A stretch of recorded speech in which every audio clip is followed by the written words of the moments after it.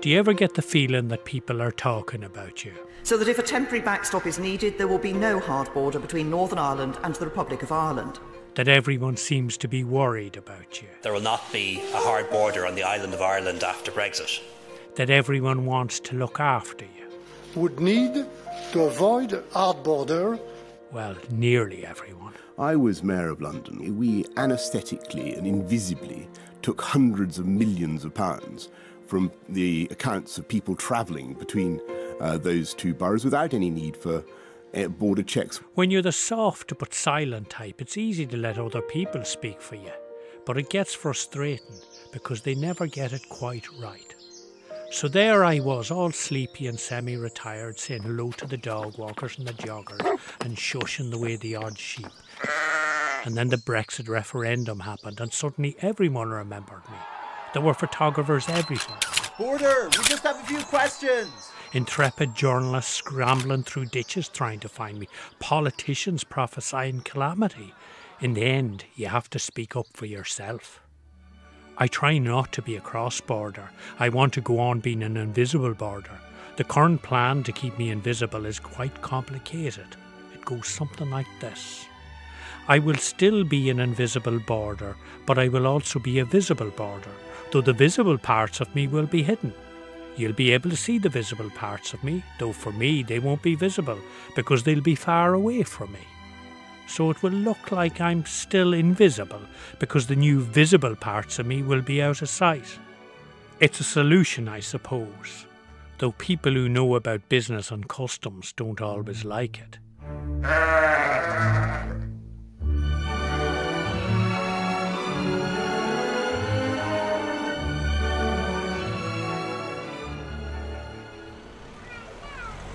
The people around here, they're worried about Brexit. It's in their everyday thoughts now. Yesterday I saw a woman coming out of a shop in Pettigo. She was carrying a big bag of shopping and it split. There was milk and onions and eggs all over the place. A fellow walking by stopped and the two of them looked down at the mess oozing off down the road, and then they looked at each other and says he, "Bit of a Brexit there." "Aye, 'tis that," says she. I dislike Brexit myself, but speaking as a border, I do admire its ability to completely divide a country. I'm like the Irish Times crossword. Solved today. Then you open the paper the next day and there I am again. No answers filled in. I asked my friend Jean to explain Brexit to me. She says, well, it's like this, border. You know the way they all tell you could be a smarter border? I said, Jean, they're always telling me I could be smarter. It's a bit insulting.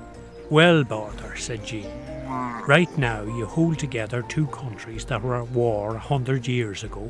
You allow two clashing political identities to live side by side in peace. You allow the free movement of people and goods, and your landscapes are as beautiful as the setting sun itself.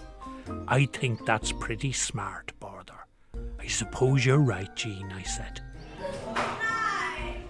All the wee kids in the border counties were going back to school this month.